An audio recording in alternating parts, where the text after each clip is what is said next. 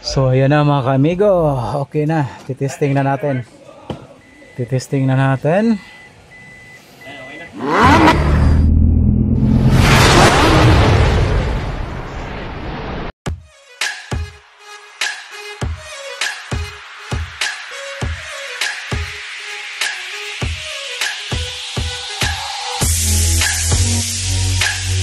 Mga ka-amigo, so this is Amigo Rolando once again. So for those who are not subscribed to my channel, please subscribe to my channel. So Amigo Rolando at your service.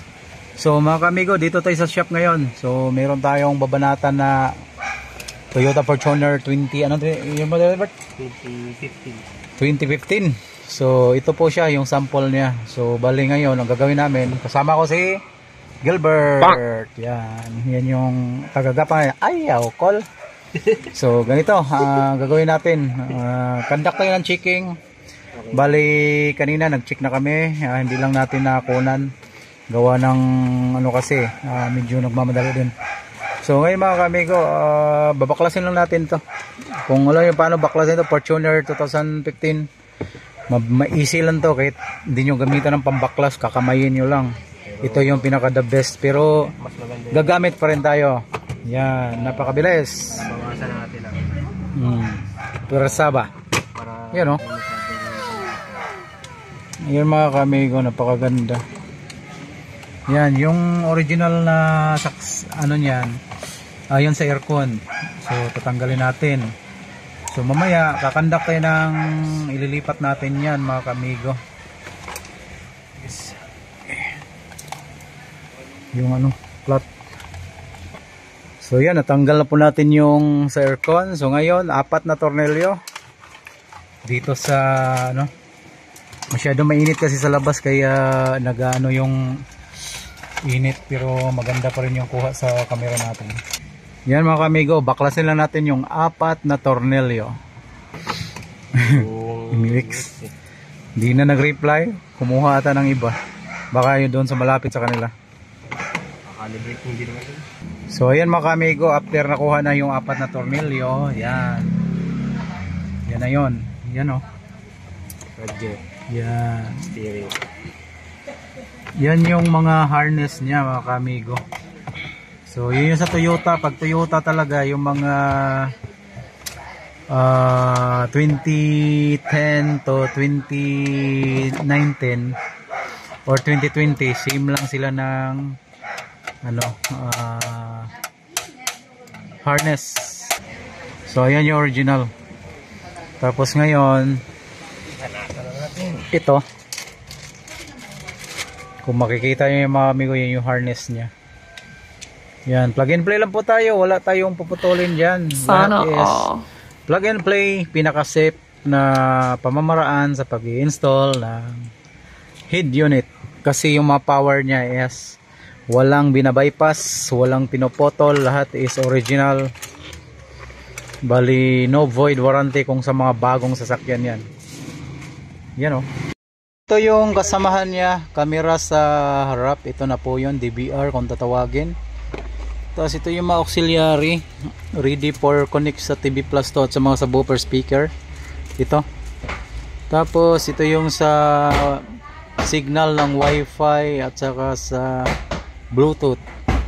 Tapos konektado din siya sa camera sa reverse. Ito yung ano natin, USB. Ito yung isang USB, i-connect natin sa front camera. Tapos GPS. Yan lang mga kamigo. Ilalagay natin dito. So ayan na mga kamigo, nilagay na natin yung camera niya sa harap. Then isusunod na natin tong mga to.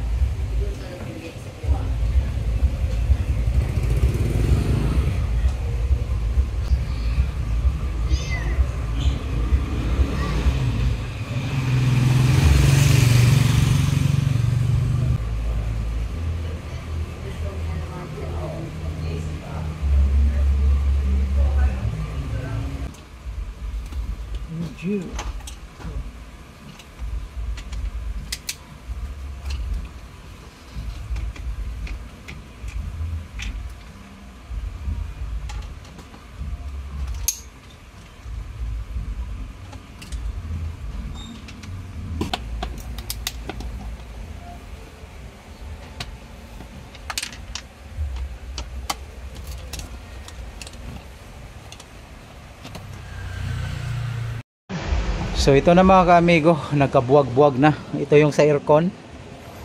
Yan. Tapos ito yung sa pinaka-control, aircon control. Ito lang yung vent. Tapos yung monitor, tapos yung bagong frame. Yan, lalagay na natin to. Tapos yung camera doon, ginapang na. Yun na. Si Ayaw Call, nandiyan na si Ayaw Call. So ayan mga kaamigo, okay na siya. Naikabit na natin yung sa aircon, tapos bagong frame. So ko-compare mo ngayon, ito yung frame niya na original dati, stock. Tapos yan yung bago. Laki ng pinagkaiba, di ba? So ngayon mga kaamigo, ilalagay na natin. So ayan na mga kaamigo, okay na. Titesting na natin. Titesting na natin. Okay na yung reverse.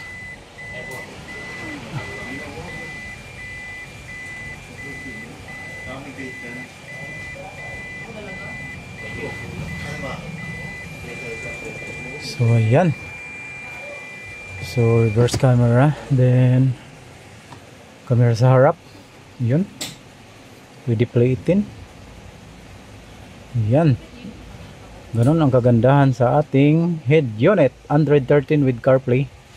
So kompleto sa apps. So, yan. Sana all. Merong YouTube, Teams, lahat is nandyan.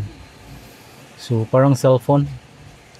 Pwede din siyang i-hotspot, pwede siyang i-wifi or lalagyan Bluetooth. Pwede siya sa Bluetooth. Yan o. Toyota Fortuner 2015. Andito na.